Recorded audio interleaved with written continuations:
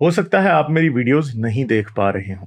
इसकी वजह मेरी वीडियोस पर लगने वाला बैन है। इस सूरत में आप या तो वीपीएन इस्तेमाल कर सकते हैं या फिर अपना कंट्री चेंज करके कोई भी और कंट्री कर दें, तो आपको मेरा चैनल पेज और मेरी तमाम वीडियोस दिखाई देने लगेंगी।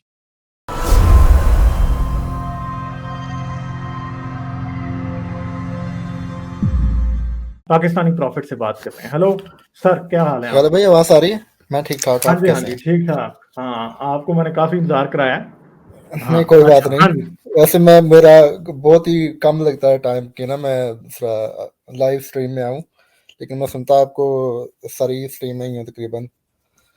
तो काफ़ी दिनों से मैं आया नहीं, वैसे काफ़ी अरसे से। तो मुझे आप थोड़ा सा टाइम देंगे? मैंने थोड़ी सी चीज़ें आपके साथ डिस्कस करनी है। हाँ थोड़ा एक्स्ट्रा टाइम देंगे मुझे आप?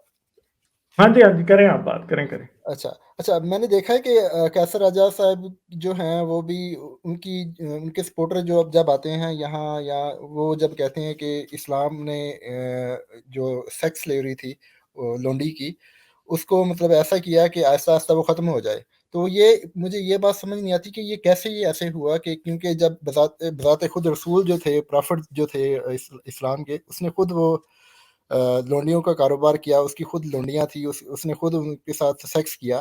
तो ये मतलब या अगर ये इस बात में सच्चाई होती तो कम से कम जो प्रॉफ़िट थे वो खुद लौंडी ना रखते, और वो ये एक जेस्चर शो कर सकते थे कि यार देखो मैं लौंडी नहीं रखता, मैं इस चीज़ को एक बुरा काम समझता हूँ।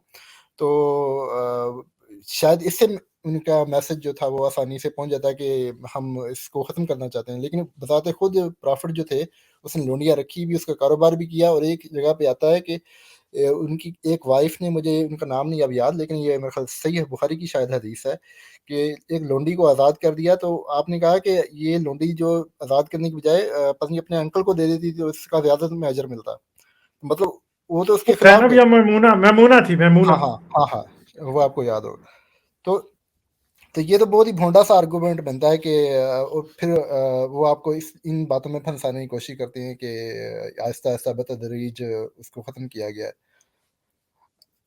अच्छा, तो एक और जो बात मैं यहाँ पे करूँगा, यूरोप में जब यूक्रेनियंस जब आ रहे हैं, तो गालिब भाई देखें, मैं मानता हूँ कि मुसलमानों में काफ़ी प्रॉब्लम है इंटीग्रेशन के, कि ये इंटीग्रेट नहीं होते यहाँ पे, और ये बात वाक़ई काबिल फ़हम है कि उनकी जो आर्म्स जो हैं, जो यूरोपियंस की, वो यूक्रेनियंस के लिए ज़्यादा खुली हैं बनिस्बत के मिडल ईस्टर्न्स के लिए, या मतलब भूरे रंग, या अफ्रीकन्स के लिए।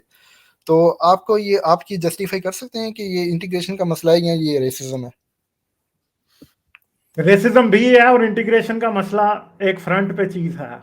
रेसिज्म तो है, ये आप छोड़ दें बात। रेसिज्म हाँ, है। रेसिज़्म मैं तो मैं इस काफ़ी फ़ील बात को करता डिनाई हूँ। नहीं करता। मैं नहीं जी। डिनाई करता।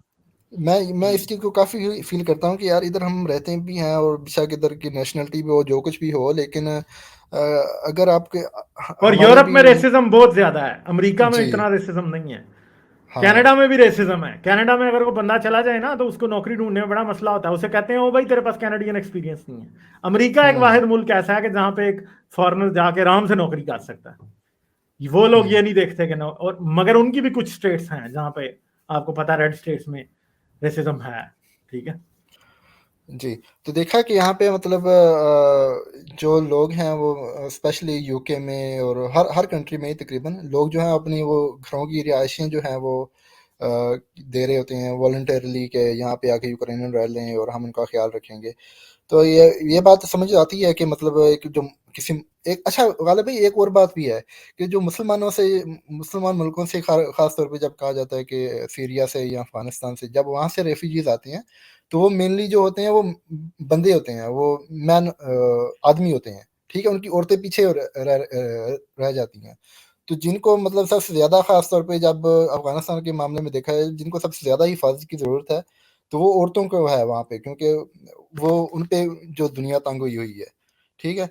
लेकिन वहाँ से ज़्यादातर जो आ रहे हैं वो जहाज़ों में भी देखा था, जब यूएस ने विथड्रॉ किया था तो वो जहाज़ भर-भर के आ रहे बंदे ही थे, आए हैं, बंदे आए हैं। बंदों के और आए। पाकिस्तानी भी हाँ, कुछ पख्तून जो है वहां पहुंच गए हैं, जी। अफगानी बन के। हाँ, अफ़गानी बन के।